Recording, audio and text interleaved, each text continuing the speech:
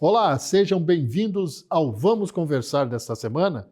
E este assunto eu tenho certeza que vai tocar na sua consciência e no seu bolso também, porque nós vamos falar de educação financeira.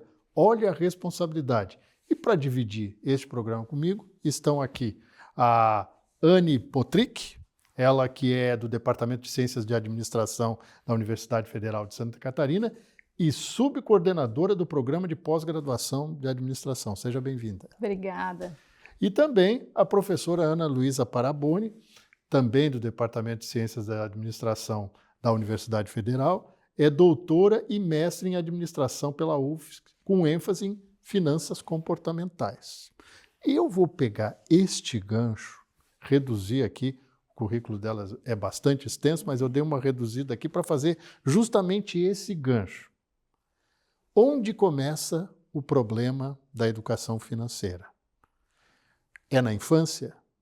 É na formação do indivíduo? É uma questão até de herança familiar? Bem-vindas ao programa.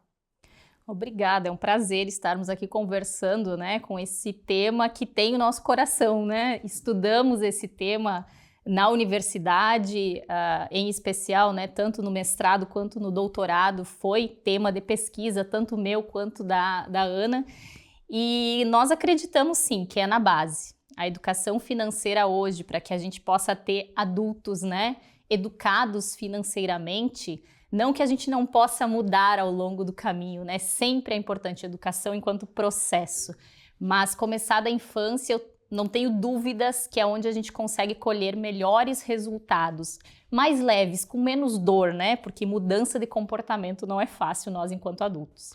Valeria aquela máxima, essa pergunta para as duas, de que se educar o jovem, a criança, interfere na vida dos pais também, porque isso aconteceu na educação do trânsito e também na educação ambiental, A criança começou a dizer, ó, o sinal, não pode matar o bichinho, tem que preservar. Funcionaria bem, então, na questão da educação financeira, professora? Sem dúvida, Eu acho que a gente já tem até alguns relatos de projetos que a gente participa, onde os alunos acabam tendo iniciativas de educação financeira e eles acabam nos contando depois, que levam para dentro de casa e que os pais acabam aprendendo com eles. Então, eu acho que acaba reforçando, o papel da educação financeira, que por mais que nem todas as nossas iniciativas a gente consiga estar com a família inteira, mas a partir do momento que a gente consegue estar com os alunos, eles próprios levam para os seus familiares. Então, as iniciativas, elas acabam promovendo a educação financeira, disseminando esse conteúdo e fazendo com que essa família acabe tendo uma vida financeira mais saudável, que é o que a gente quer.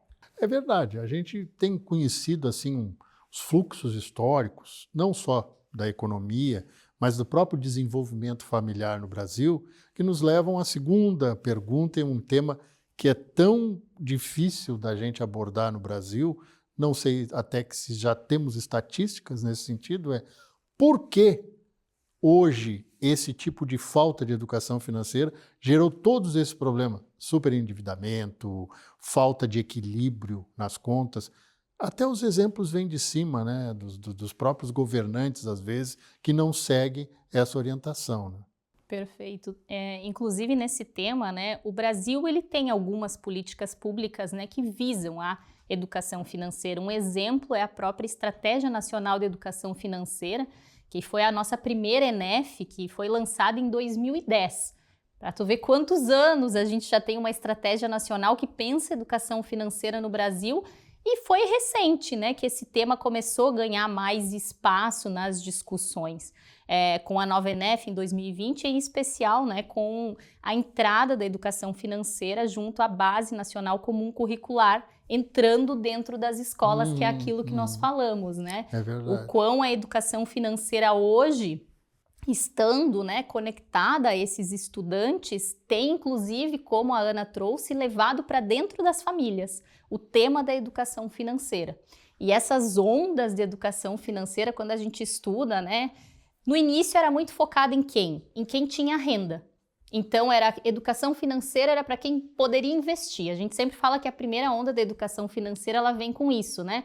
É quem tem renda, quem pode investir. Depois a gente entrou numa fase de consumo, né? Onde a gente abriu, expandiu essa questão de consumo, né? Com a taxa de juros depois de controlada, né? Na época, então teve esse boom do superendividamento que até hoje a gente segue, né? Mas já entrando numa terceira onda, trazendo um pouco mais de consciência, trazendo essas políticas já para a nossa base, que acredito que a gente deva colher esses frutos mais a longo prazo, né? Trazendo a educação na base. Isso a gente pensa assim, economia sob controle. Eu sou de uma geração que a gente tinha reajustes de valores de preços nas gôndolas dos supermercados de hora em hora, não era de dia em dia, era hora em hora. Você recebia o salário, você corria para o supermercado para fazer o tal do rancho, Isso. porque você não sabia como é que ia estar no outro dia. Depois teve os gatilhos que corrigiam mensalmente os salários, mas você já perdia, porque aquilo era a correção do valor anterior, não do valor que estava no momento. E por aí vai. Mas a partir de 1993, 94, né, com o Plano Real, a gente teve um equilíbrio, pelo menos no quesito inflação, que permitiu a gente fazer uma coisa no Brasil que ninguém sabia: planejamento, né? A médio e longo prazo. Isso mudou a vida das pessoas, mas não mudou essa questão do consumo. Aí eu me lembro do John Keynes, né? Um economista que disse que para você ter consumo, você precisa ter poupança mais investimento. E daí? Onde é que ficar a poupança e o investimento se o consumo passou de todos os limites, professoras? Eu acredito que tem dois lados nessa história, né? Que é o lado daqueles indivíduos que permanecem ainda pensando por esse raciocínio, aqueles que de fato viveram aquele momento, então eles continuam achando que eles têm que fazer o rancho, que eu tenho que ir lá, né? Porque eu não sei o que vai ser amanhã. Apesar de agora ter uma renda mais estável, né, ter a possibilidade do planejamento, ainda tem muitos indivíduos que continuam achando, né, que precisam fazer uma reserva muito significativa, que precisam deixar de consumir, porque não sabem o que vai ser de amanhã. Por outro lado, a gente tem aqueles indivíduos que pensam o seguinte: já que antes passamos por momentos tão complexos, tão difíceis, agora a gente pensa, né, que eu preciso viver. Então é a dificuldade do planejamento, mas justamente porque hoje já que eu posso, eu quero aproveitar um pouco mais, e aí tem a dificuldade de fazer a sua reserva financeira e acaba passando por alguns momentos, algumas dificuldades um pouco piores. Então a gente consegue ver os dois lados perante todo esse histórico que a gente passou, né? E nessa fala, Ana, é por isso que quando a gente fala do processo, né, de educação financeira, nós temos junto o letramento financeiro, que tem uma diferença conceitual, né? Educação enquanto processo, mas o indivíduo ser letrado financeiramente, não basta apenas ter o conhecimento técnico, mas ele precisa ter atitudes financeiras positivas, ou seja, a minha predisposição a me comportar e, de fato, me comportar, colocar em prática aquilo que eu sei. Isso é um indivíduo ser letrado financeiramente. E quando a gente vai para os estudos, a gente verifica que a dimensão que tem maior impacto nesse indivíduo ser letrado é justamente a dimensão do comportar-se, do colocar em prática. E é o que a Ana traz. Quantos de nós temos isso, né? A gente repete padrões. A ética, né? Do fazer, né? Isso. O fazer é uma questão ética, né? Do fazer. E a gente acaba repetindo padrões que muitas vezes os nossos pais viveram nessa época de fazer o rancho do mês, de guardar. E hoje eu estou numa situação totalmente diferente, mas de forma inconsciente, sem reflexão, a gente segue muitas vezes o comportamento financeiro de algo que eu vivi, me impactou, as nossas emoções agem muito no momento do comportamento. E por isso, da importância da gente estudar a parte comportamental também, finanças comportamentais, a psicologia econômica, que traz muitas respostas do porquê que eu ajo sem pensar. A gente tem diversos indivíduos que não têm consciência da palavra e do poder dela, chamado controle. É controlar, né? Agem por impulsão. Eu vejo uma impulsão natural, quer dizer, a pessoa quer consumir, mas também vejo aquela forçada que hoje está traduzida nesses jogos eletrônicos, né? A pessoa perdeu já o senso. Não, vou usar esse dinheiro, que é para a alimentação da minha família, para jogar. Não pode ser assim, né? Não pode ser visto assim. Tem instrumentos para deter essa compulsão? Eu acredito que sim, né? O primeiro a gente precisa entender que quando a gente fala de controle financeiro, essa palavra já assusta muita gente. Então, Controle é uma palavra que assusta. Controle assusta, né? Financeiro junto aí, Exato. pronto. Então, mas o outro lado é que a gente precisa pensar que controlar as finanças é muito mais do que eu cortar gastos, né? E por exemplo, a gente estar indo ao alcance dos nossos objetivos. Então, quando eu tenho um sonho, eu preciso controlar o que está acontecendo na minha vida para que eu possa fazer esse sonho acontecer. Perfeito. Né? Então, eu acho que esse é o lado que a gente precisa olhar, e não o lado de cortar gastos, né? E uma outra questão que eu acho que tem que aparecer bastante aqui, quando a gente fala do controle, né? Existem vários estudos na literatura que estudam essa questão do autocontrole, né? E esse autocontrole, ele de fato é difícil, mas de alguma forma, a gente pode tentar contornar ele, por exemplo, trazendo à tona a motivação que a gente tem, que aí é justamente o sonho que eu acabei de falar, para que a gente possa alcançar esses objetivos. Então, dentro da literatura, né, a gente fala bastante sobre enfatizar a motivação que nos leva a controlar as nossas finanças, que tendo muito claro, e aí, por exemplo, que se fala bastante em ter uma foto da viagem dos sonhos na carteira ou colada na geladeira, né, faz com que a gente retome esse sonho a todo momento, quando a gente passa na frente da geladeira. Isso nos deixa muito claro qual que é a nossa motivação para estarmos controlando as nossas finanças. Então, A gente observa hoje que na sociedade as pessoas têm impulsos, né? Compulsos, é um amigo meu. Ser compulsivo, né? Agir pela vontade de consumir, que não é uma coisa negativa quando se tem um planejamento financeiro. Mas tem algum tipo de controle para esse indivíduo que não se controla? Bom, então, na verdade, quando a gente fala de controle financeiro, muitas pessoas já ficam assustadas com essa palavra, né? Mas eu acho que o que a gente precisa lembrar sempre é que o controle financeiro, ele não serve apenas para a gente cortar gastos. Então, não é a ideia de eu cortar o meu gasto com o lazer, por exemplo. Eu preciso reforçar sempre a ideia de que o controle financeiro, ele vai servir justamente para que a gente possa alcançar os nossos sonhos. Então, a partir do momento em que eu consigo controlar o meu dinheiro, eu consigo fazer com que ele corra diretamente para a construção do meu sonho.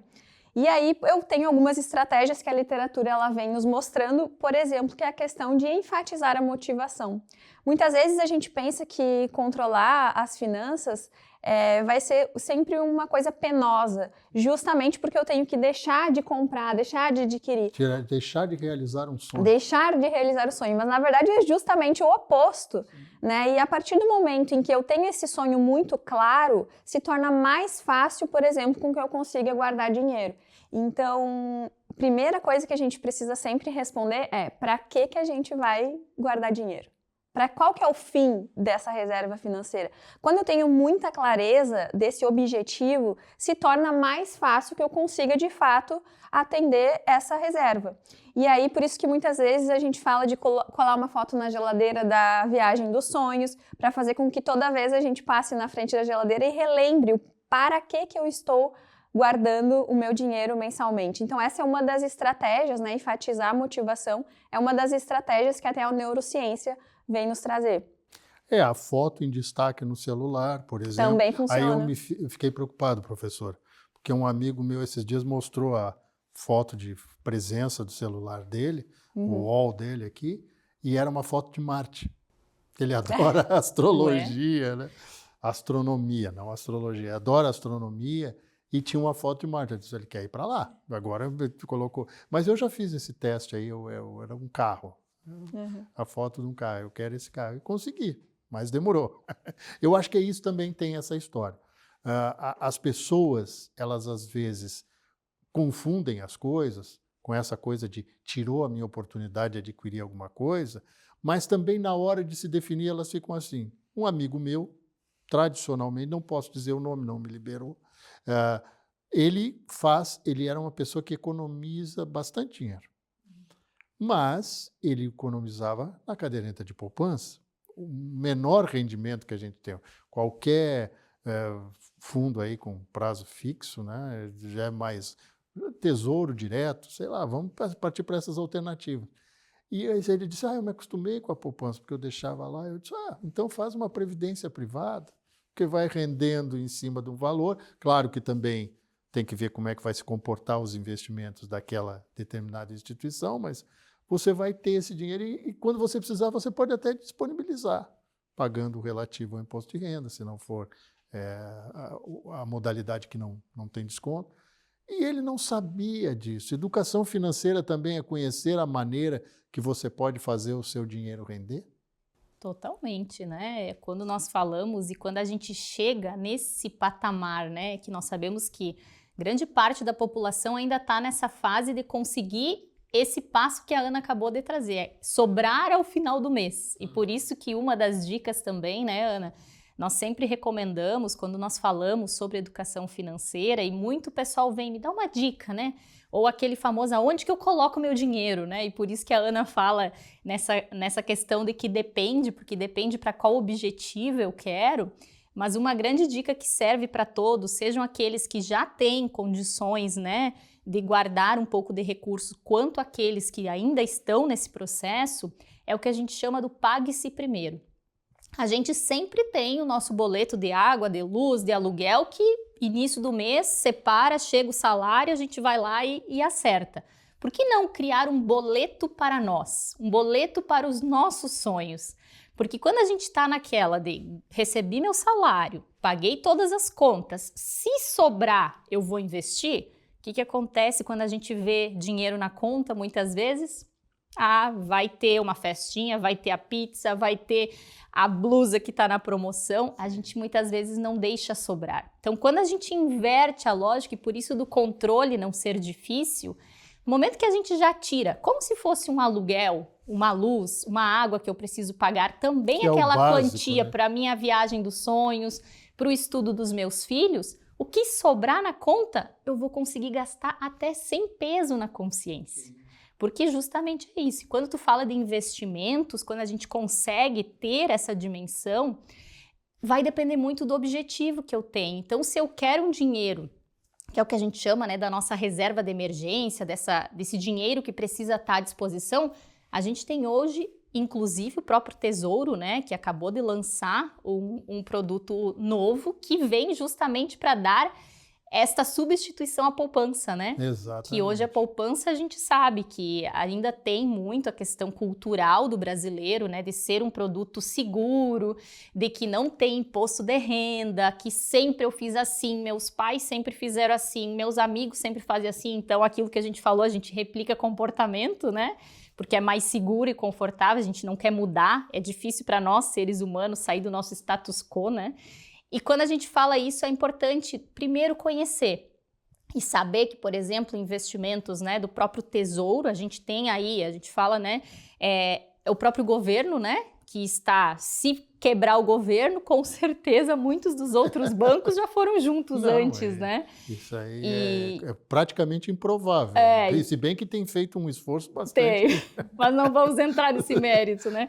Mas, inclusive, os próprios CDBs, hoje a gente tem, né, que pagam 100% do CDI, inclusive pagando imposto de renda, a gente consegue ter um rendimento melhor do que a poupança. Fundos de capitalização, né? Você tem a possibilidade de investir em determinado período e depois resgatar, né? Muita gente fica surpreso. Eu fiz um plano de 5 anos, vai voltar dinheiro. Claro, a correção não é muito grande, mas volta dinheiro, né? Então, quer dizer, você fez uma poupança forçada. A gente sempre tem que cuidar, assim, quando a gente fala de investimentos, a questão, assim, das taxas, sabe? Porque é muito o banco, normalmente, né? A gente está falando do mercado, né? É verdade. Então, eles precisam ser remunerados também por aquilo. Claro. Então, existem muitos produtos que têm essas taxas de administração embutidas. Então, é importante sempre a gente buscar conhecer o que a gente está investindo e não simplesmente assim, o que o gerente do banco me ofereceu, eu vou lá, fecho os olhos e acredito. Tem metas, né? Tem metas. Né? Então, a gente sempre mas tem que aí cuidar. Eu pergunto para vocês, até para a gente mudar um pouco do enfoque, Perfeito. Até agora a gente falou em educação, a gente falou em sensibilização da criança, do jovem, que vai ser um formador de opinião dentro de casa sobre o assunto. Mas aí eu pergunto, aquele que já ultrapassou o limite e hoje está super endividado, o cartão de crédito, que era um amigo, virou um inimigo mortal, com essas super taxas de juros, taxas de administração, e o mercado financeiro devolve para o cliente o que ele perde nas aplicações dele, não tem fundo garantidor que possa solucionar esse problema. O que a gente pode dizer para essa pessoa que já passou desse limite? É aquela coisa positiva. Meu amigo, tem solução, agora tu vai ter que te esforçar. Eu acredito que essa é a primeira fala, né? Que tudo tem como solucionar, né? Toda a situação financeira a gente tem como encontrar uma solução que vai ser benéfica. Mas a primeira coisa que a gente precisa pensar também é que nada acontece do dia para a noite. Então, nenhuma situação complexa vai se resolver em um mês, por exemplo, né? Então, a gente precisa, por exemplo, de um processo de planejamento financeiro, às vezes alguém que possa te ajudar, te auxiliar, algum consultor que possa te auxiliar nesse processo de o que eu vou negociar primeiro das minhas dívidas, por exemplo, né? Mas eu acho que, além disso também, a primeira coisa que a gente precisa pensar é não gastar mais, né? Não gastar mais. Então, se eu já estou numa situação com muitas dívidas, eu preciso frear um pouco o meu consumo, buscar ajuda de algum profissional para que esse profissional talvez possa me ajudar a escolher o que é que eu vou negociar primeiro, né, justamente para não deixar de pagar dívidas que são muito onerosas, por exemplo, e dívidas que podem ter um impacto muito grande na minha vida. Por exemplo, alguém que tem uma casa financiada, deixar de pagar o financiamento da casa própria pode acabar acarretando num resultado bastante ruim. Então, escolher quais dessas dívidas pagar também é uma questão que pode ser importante, que talvez um consultor possa estar auxiliando nesse processo. A senhora tocou num ponto, professora, fundamental, o apoio profissional. Tanto do ponto de vista psicológico, quanto do ponto de vista prático, técnico. Quer dizer, olha, vai por aqui, evita ir aqui. Você até pode ir, mas vai sair da pista de novo. Esse tipo de comportamento também faz parte da educação financeira, né? Você procurar ajuda na hora que precisa. E é muito difícil, né? Porque quando nós estamos nessa situação, a gente pensa, nossa, mas eu vou colocar mais um dinheiro, vou ter mais um gasto contratando mais um profissional, sendo que eu já não tenho mais aonde eu tiro dinheiro. Só que o quão as pessoas, e a gente vê inclusive estudos mostrando isso, o quão esse, né, dinheiro que vai ser utilizado nessa contratação de um profissional, e aí a gente não está falando apenas de um profissional que vai falar, precisa cortar isso, precisa fazer... É um profissional que acolhe, é um profissional que hoje ajuda. Ele está para ajudar as pessoas a sair dessa situação da maneira mais leve possível. A gente sabe que muitas vezes não é fácil, dependendo da situação da pessoa, porque cortar, né? Muitas vezes padrão de vida das pessoas é difícil. Mas muitas vezes é um mal necessário naquele momento para que consiga se virar o jogo, né? E a parte comportamental, ela vem muito forte nesse apoio dos planejadores financeiros, dos educadores financeiros, porque muitos problemas financeiros, eles não são de falta de controle, falta de planejamento, mas tem todo um lado psicológico e comportamental enraizado nessas pessoas que faz com que elas sigam repetindo esses padrões. Então a gente precisa muitas vezes cortar esse ciclo para que essa mudança ocorra na parte financeira. Tem uma repercussão, né, na vida da pessoa. E o indivíduo perceber que ele precisa também fazer um esforço da parte dele, né? Que é a parte mais difícil, que vocês simplesmente ratificaram o meu pensamento agora, né? É a parte mais difícil, é convencer o indivíduo. Em alguns casos, pode ser até uma patologia, né? Pode ser uma doença. O indivíduo precisa se reeducar do ponto de vista até orgânico, né? Olha, você precisa mudar. E aí a gente vê coisas absurdas como o superendividamento, que hoje atinge 5 em cada 10 famílias brasileiras, e são 8 na realidade, mas essas 8, as 3 primeiras são moderadas, as outras são questões severas. Isso leva à insolvência, né? Insolvência civil. O indivíduo decreta a própria falência. Nos Estados Unidos é possível, aqui no Brasil é só em tese, né? Em tese, você pode fazer essa revelação para o mercado. Não tenho como pagar minhas dívidas. Tá? Mas como hoje, a gente pegando essa situação do superendividamento, com programas, inclusive, de renegociação de dívidas, não só o programa que o governo federal está fazendo, mas outros que as próprias empresas fazem porque elas querem receber alguma coisa. Eu já perdi muito, eu quero receber uma parte. Pelo menos o capital, né? Exatamente, claro, tira o juro, né? Claro que eles vão tirar, mas não vão tirar todo o juro. Esse indivíduo, ele tem como fazer essa negociação de um ponto de vista bastante, eu diria assim, racional, a partir do momento que emocionalmente ele está abalado?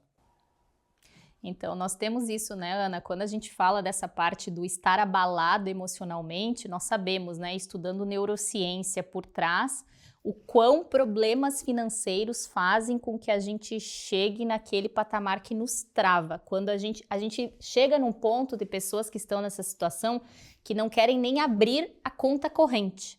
Então, é como se eu negasse a minha própria situação para que eu não sofresse mais com aquilo. E isso é realmente um problema que a gente precisa de um acompanhamento quando a gente chega nessa situação. Porque é mais fácil eu ir lá, abrir uma conta, comprar alguma coisa que me traz aquele prazer imediato, faz com que eu me sinta bem, né? De volta ao jogo. De volta, é isso. E muitas vezes eu evito, né? É o que a gente fala, né? A neurociência e as áreas do cérebro que são ativadas nesse momento, a gente não consegue nem pensar de forma racional, mais racional possível, quando a gente tem problemas financeiros em volta. Eu li um estudo desse, por parte dele, né? Não vou ser tão precioso no técnico, que era de Oxford, da Universidade de Oxford, que dizia o seguinte, que o indivíduo chega a um ponto tão debilitado emocionalmente que ele sequer tem coragem de dizer para as pessoas, ou principalmente para a família, que ele chegou nessa situação fora do limite. Quer dizer, é o extremo, é a negação, como você disse, da própria condição. Não, eu vou me recuperar, eu não estou tão mal assim, mas a situação dele ultrapassou todos os limites. Esta pessoa, se tivesse a educação financeira, ela teria, no mínimo, instrumentos para tocar essa situação limite, né? Sim, com certeza, né? Porque até, inclusive, um dos conceitos relacionados com isso, que a gente tem que estar bem na moda agora, que é o conceito de escassez financeira, né? Que a gente fala, então, que é aquele indivíduo que ele entra num túnel e ele já não consegue mais tomar decisões, não Boa mais só analogia, relacionadas né? com o dinheiro, mas com a vida como um todo, ele já toma decisões enviesadas, justamente porque ele só consegue pensar na dívida, né? E ele tá ali só pensando como é que eu vou sair dessa situação e nada mais parece que faz sentido. E aí esse indivíduo, por exemplo, ele não consegue mais nem trabalhar, ele está dentro da empresa e ele está só pensando na dívida, ele está dentro de casa e aí o relacionamento dele já não consegue fluir porque ele também está só pensando na dívida, né? Então, dentro desse funil de escassez financeira, esse indivíduo, ele realmente deixa uma parte bem grande da vida dele de lado, pensando em como que ele vai ultrapassar essa situação. Se ele tivesse educação financeira, com certeza ele ia conseguir pelo menos priorizar e separar as coisas, né? E pensar, olha, eu tô com esse monte de dívidas aqui, eu tô com todas essas situações aqui pendentes, como que eu vou fazer para solucionar, para sair disso, ou pelo menos para separar a minha vida de relacionamento, a minha vida com os meus filhos, a minha vida no trabalho, e fazer com que eu foque, então, em, de fato, ganhar mais dinheiro, por exemplo, que é uma forma, né, além de cortar gastos, ganhar mais dinheiro é outra forma que é pouco falada e que a gente precisa frisar também, né, para conseguir quitar essas dívidas que estão atrasadas. Então, a educação financeira como um todo, ela é o caminho sempre, seja, como a gente comentou antes, lá na infância, seja na vida adulta, não existe idade para que a gente possa aprender mais sobre como gerenciar o nosso dinheiro. Aí eu me socorro no arquétipo humano, né? De 7 em 7 anos você tem um ciclo completo na sua vida de retroalimentação também, porque você aprendeu lá no início e você vai levando. Mas a gente começou muito bem tratando da questão da educação financeira lá na tenra infância, na infância, no processo escolar, processo de educação, mas nós chegamos ao ponto agora de falar daquela pessoa que perdeu essas fases anteriores. Hoje, um indivíduo que está nos assistindo aqui está precisando de ajuda. Existem cursos, né, de educação financeira feitos até por entidades de forma gratuita, para ensinar as pessoas realmente. Vocês conhecem algum que pode sugerir para as pessoas aí? Olha, vai lá. Vocês, por exemplo, na administração, na economia também deve ter, né? E eu me lembro lá dos livros do Pascoal Rossetti, né, de economia política, né? Vocês também estudaram. E aquilo era uma relação de vida, né? Que eu chamo de chão de fábrica, né? Que é a realidade da realidade. Não tem como tirar aquilo. Como é que funcionam esses cursos? Onde é que as pessoas podem ter acesso? No Conselho Regional de Administração ou de Economia, enfim. Nos ajudem aí. Perfeito. Hoje tem muito conteúdo de educação financeira, principalmente, né, depois da questão dos influenciadores, né, influenciadores digitais. E a gente tem que ter um pouco de cuidado, né, porque assim como a gente tem muito conteúdo de qualidade, a gente também encontra alguns conteúdos que não são de tão boa qualidade assim, né? Mas nós temos na própria universidade, eu e a Ana, né, estamos à frente do Núcleo de Finanças Pessoais e Comportamentais da UFSC, o NUFPEC, que nós promovemos. Estamos sempre promovendo palestras, encontros, inclusive a gente está aberto, né, a esse tipo de orientação financeira também. A gente tem alguns projetos de educação financeira nas escolas, mas também trabalhamos com esse indivíduo que está nesse momento e ele quer adquirir mais conhecimento para conseguir se ajudar. Além disso, a gente tem, quando a gente está nessa situação, a gente sempre acha que eu vou estudar sobre controle financeiro, sobre planejamento financeiro, sobre investimentos. Mas muitas vezes a gente esquece daquilo que nós acabamos de falar, da parte do comportamento, de eu entender o que está por trás da minha tomada de decisão. E aí a gente indica também uma pesquisadora que inclusive trabalhou conosco, que é a Jéssica Câmpara. Ela tem também um podcast gratuito no Instagram, o podcast no YouTube, que ela traz muito conhecimento científico, com rigor científico, com dicas práticas para as pessoas nessa parte bem comportamental. Então também a gente sugere, conhece, né, esses conteúdos, tem muito canal de qualidade no YouTube que traz essas informações, além de várias instituições, inclusive financeiras, que têm cursos de educação financeira gratuitos para as pessoas. Eu vi que a Fundação Getúlio Vargas oferece assim, Tem. É um manualzinho prático, na realidade, até você pode acessar online e tal, mas são dicas, né? Quer dizer, as pessoas podem usar aquilo como um norte, né? Não precisa ser necessariamente assim. E eu lembro uma máxima que é da administração, da economia, das ciências exatas e das ciências humanas. Cada caso é um caso. Perfeito. Sempre Cada assim. caso é um caso, então não adianta generalizar, né? Mas não tem receita de bolo para resolver problemas, mas tem a ajuda. E eu gostei da palavra que vocês duas usaram, até a professora Ana usou, autoajuda. O indivíduo perceber, cheguei a uma situação que eu preciso melhorar. Bom, nós vamos encerrando o nosso programa por hoje. Agradeço a presença de vocês. Acho que teríamos vários assuntos. Se quiserem concluir alguma coisa que acham pontual, que a gente, de repente, deu uma derrapada e passou, né? O apresentador esqueceu de tratar de um tema. Fiquem à vontade aí. Eu agradeço muito a presença das professoras doutoras, né? Anne Potrick e também da Ana Luísa Paraboni, as duas da Universidade Federal de Santa Catarina. Jovens ainda, professoras, doutor, que bom, isso é. Também o conhecimento é uma grande saída para melhorar a condição financeira e ajudar a melhorar também a educação financeira do país, né? Muito obrigado pela presença de vocês, sejam sempre bem-vindas aqui e vamos tratar desse assunto outras vezes. Quem sabe tratando que, olha, o pessoal colocou o nariz para fora da lâmina d'água. Obrigado. Obrigada. Eu acho que, né, a gente poderia falar aqui que nunca é tarde para voltar a estudar educação financeira ou para iniciar a estudar educação financeira, né? Como a gente falou, então tem vários materiais gratuitos na internet, né? E então que a gente volte a olhar com cuidado sobre as nossas finanças, porque sempre tem como melhorar, né? Sempre tem como a gente encontrar mais estratégias para de fato alcançar os nossos sonhos. Eu acho que esse é o principal objetivo, é fazer com que a gente alcance os nossos sonhos e quando a gente olha para o dinheiro com carinho, a gente com certeza vai conseguir alcançá-los. É fato. professor. Obrigada. Também agradeço, né? Acredito que esse é um tema que não tenha dúvidas que se a gente iniciar aquilo que nós falamos, né, da nossa base, né, com as nossas infâncias, e aí fica uma dica, inclusive, né, para quem está nos assistindo, tem filhos, tem netos, o quão é importante nós inserirmos as crianças, os jovens nessa roda de conversa. Porque falar de dinheiro, muitas vezes nós fomos educados de que dinheiro não é coisa de criança, né?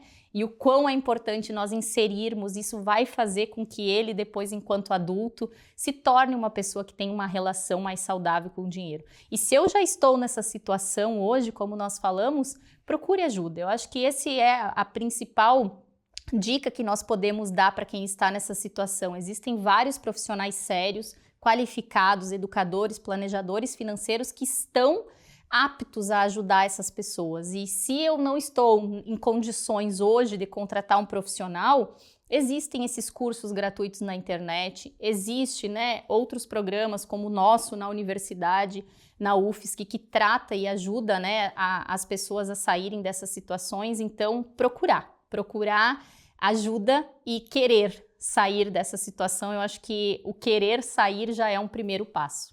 O que deu para entender na fala tanto da professora Anne, professora doutora, quanto da professora doutora Ana Luísa, desculpa, é que nós estamos num oceano de problemas, mas existem muitas boias de salvação sendo jogadas aí. Então vamos aproveitar, vamos pegar uma delas e resolver. Porque se você quer ter sonhos, como repetiu várias vezes a professora Ana Luísa, é hora de você se planejar, se preparar, projetar o futuro. É difícil? Para muita gente mas pelo menos da tentativa você não vai se arrepender. Muito obrigado pela presença de vocês. Nós voltamos semana que vem com mais um Vamos Conversar aqui na TV Alesc. Um abraço e até lá.